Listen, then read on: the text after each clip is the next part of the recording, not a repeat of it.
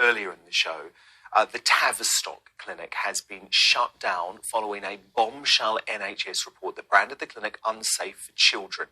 Delighted at the outcome, former Equalities Minister and one-time Tory leadership contender Kemi Badenoch tweeted, "I can't state enough how profound this decision is. There's lots I can say now. I'm no longer Equalities Minister, like the personal testimonies heard of destroyed childhoods, having to protect whistleblowing clinicians from endless harassment by Twitter activists, the battles fought to get the review going, the smearing of women who had serious concerns as TERFs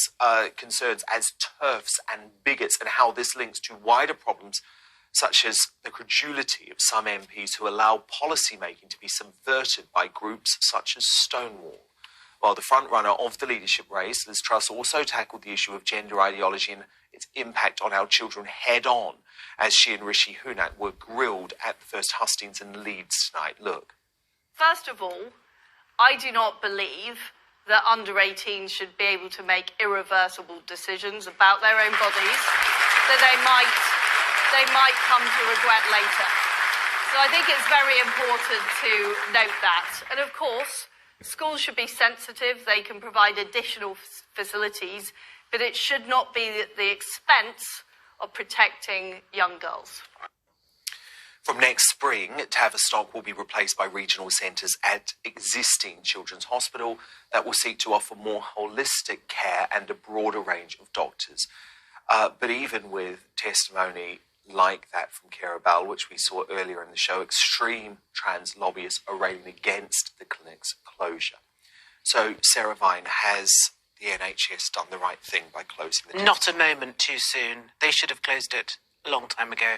I mean, the Cass report is really devastating, and it's not just that there are lots of people who feel that they're like Keira Bell, who feel that they have been sort of led in the wrong direction.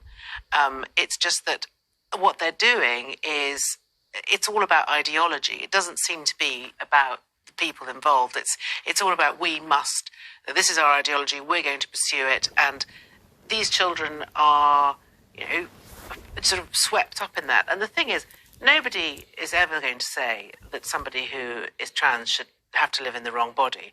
But there are huge questions about age and responsibility and, at what stage you allow people to make irreversible changes to their physical being. And we heard from the guest earlier in the some of which will leave you, and some of which will leave you infertile, or you'll have to be on drugs for your whole life. I mean, not just these are really long-term, decisions that these people are having to make. And a lot of the attacks on people like J.K. Rowling and anyone who's ever dared to question this dogma have been so incredibly vicious.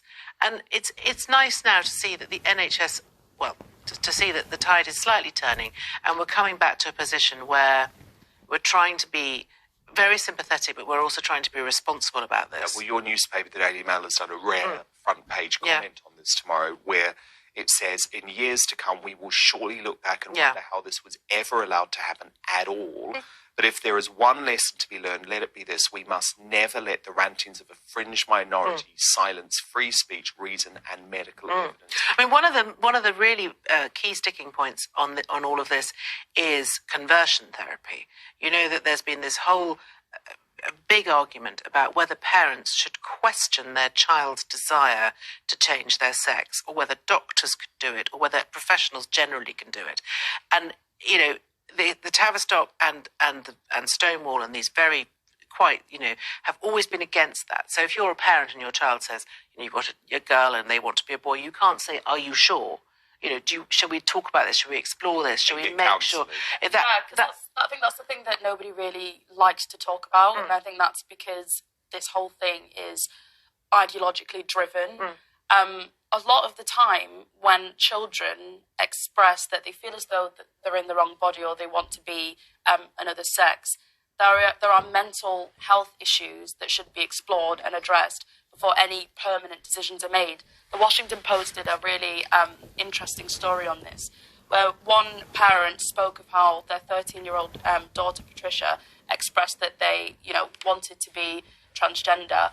This was actually after they'd been sexually assaulted by an older girl, She was taken to the therapist. The therapist said, no, we need to affirm her identity. But then when she was taken to a different therapist, it emerged actually why she wanted to change her sex. And then shortly after those issues were addressed, she no longer felt as though she was transgender. And Richie Heron, who was on the show earlier tonight, essentially realised he was a gay man. And it was just this repressed sexuality.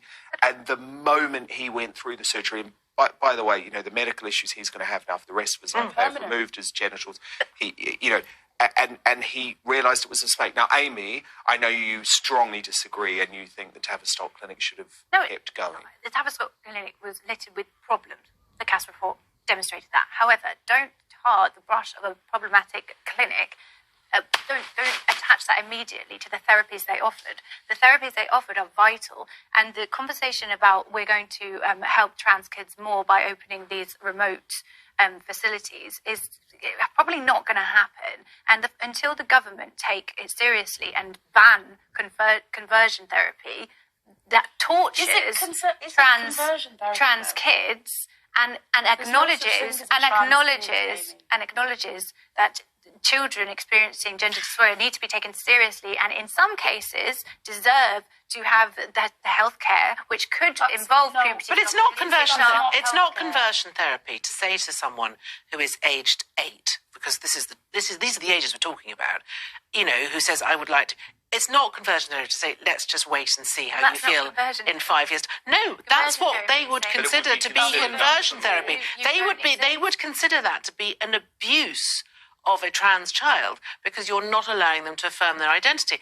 Now, the thing is, they may well be trans. I'm not saying that they're not. But the point is that before you start rewiring your plumbing, to put it politely, you need to be sure, because there's no going back. There are hundreds that are not. We know there are hundreds that are not. But I think the fundamental ideological difference here is Dominique says there's no such thing as trans kids, and you obviously think there are. That's absolutely a ridiculous thing to say, Dominique. I don't think there is any such thing as a trans kid. It's actually really quite offensive as well. I don't think it's offensive. I think there is such thing as a child with gender dysphoria, but to say there is such thing as transgender children, I think is child abuse and is extremely misleading. If that child then decides when they grow up they want to act upon that gender dysphoria, which is a mental condition, by undergoing treatment, by which time it's too late, and then they look too masculine, and they're ousted by society.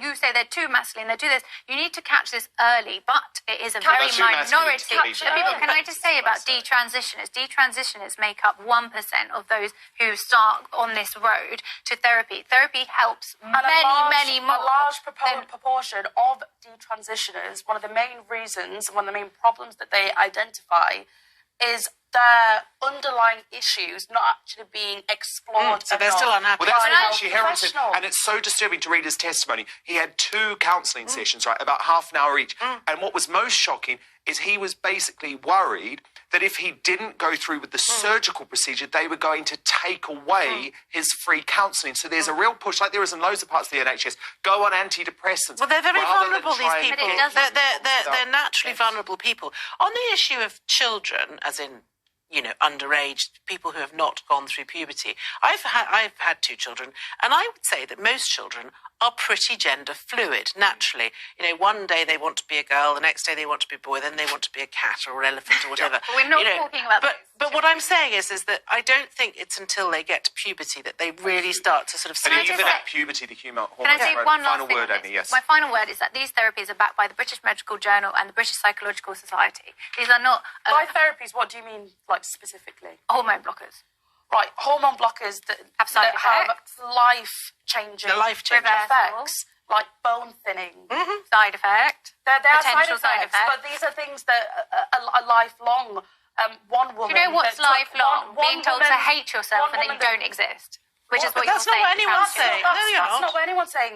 What I'm saying is gender dysphoria is a mental condition, and that's factual, and that instead of encouraging children to inject themselves with life-changing hormones, it's making it accessible when necessary. Should be explored first. It's just making it available when it's necessary and admitting that there are merits to these therapies and not just completely ruling them. But going back to the initial thing, the Tavistock Clinic was an ideologically driven medical facility. So if you listen to the testimony of Care About, She felt pushed Yeah. into this. She was given the treatment at 16 Yeah. years old. It has physically destroyed her. And there is a reason why the number of trans children that we're seeing is skyrocketing. And it's not because they're all of a sudden having this great awakening. It's because it's being popularised and actually pushed culturally. I mean, if you look at TikTok, it's absolutely full of people glamorising what they call top surgery and all of this kind of stuff. And children are very susceptible. Now, the Tavistock and Portman NHS Foundation Trust said today its staff had worked tirelessly and under intense scrutiny in a difficult climate. However, they acknowledged the level of care required cannot and should not be met by a single highly specialist national service, and the necessity for children to, quote, access care and support in a timely fashion within a joined-up system.